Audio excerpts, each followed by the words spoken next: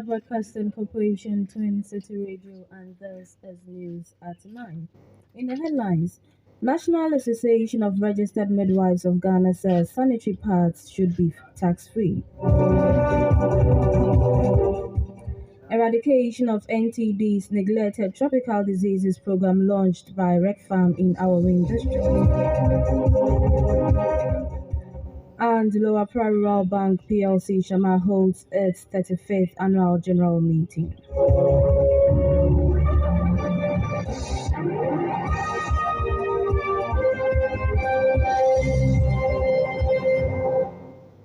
You're welcome back. My name is Federica Mason. Now the news in detail.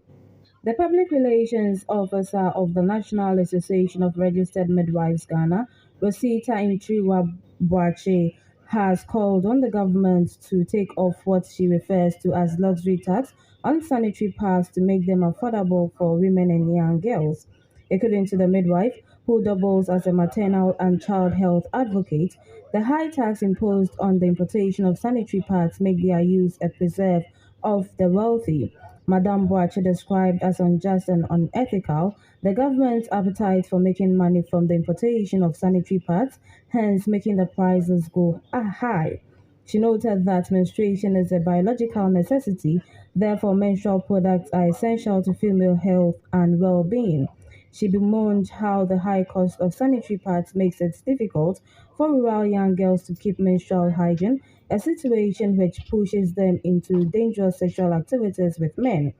Madame Boachi emphasized that women grow with social stigma surrounding menstruation, which is enough burden, so the high cost of sanitary pads further worsens their plight.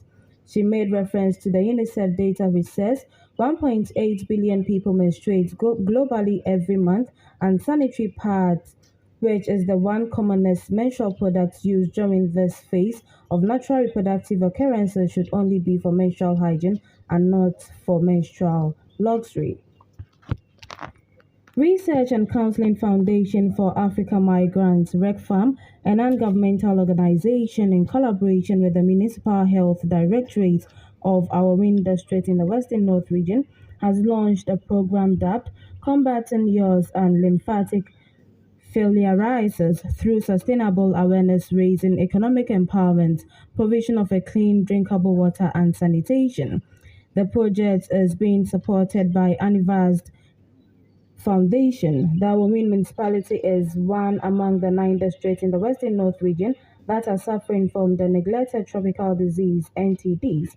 The 2022 DHIMS2 data District Health Information Management System shows that about 1,567 suspected cases of yaws were identified in the district.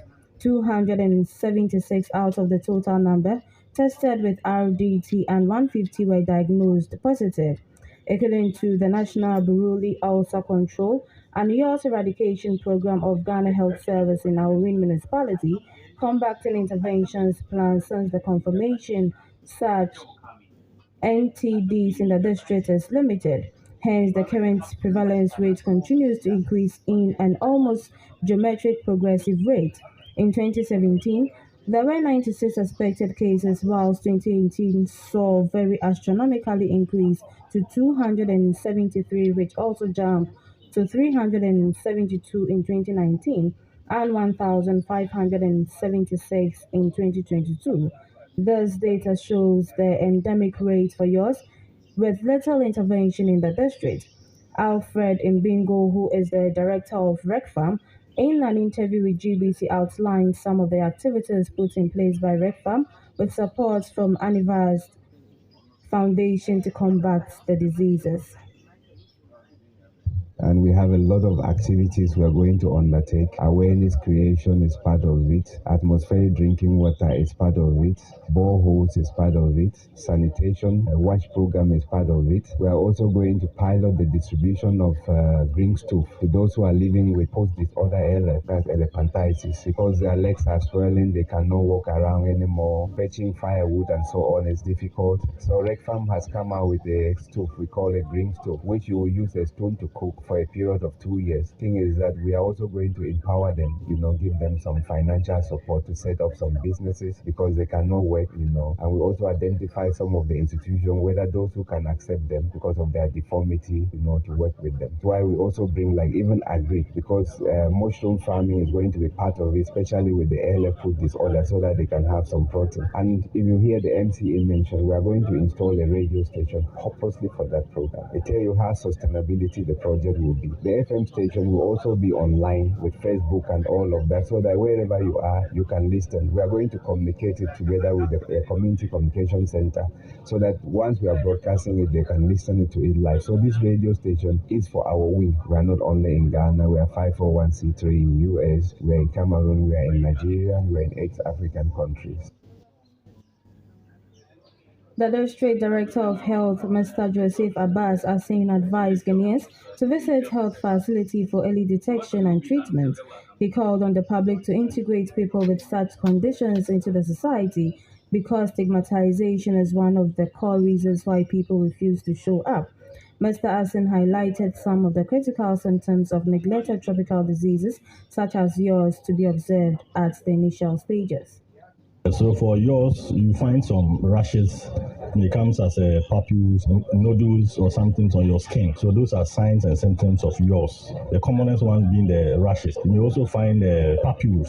So if you see any rash on your skin, the best thing to do is to visit the nearest health facility for assistance. Most of the time, they resort to herbal preparations. The advice is that they should come to the nearest health facility, and then we'll assist them to diagnose whether it's yours or not, and then we give them the appropriate treatment. They are covered by the health insurance. So as part of the RECFAM's project, we'll be enrolling people to the National Health Insurance Scheme. Those with the conditions who don't have NHIS, we'll enroll them so that they can access healthcare at the nearest health facility.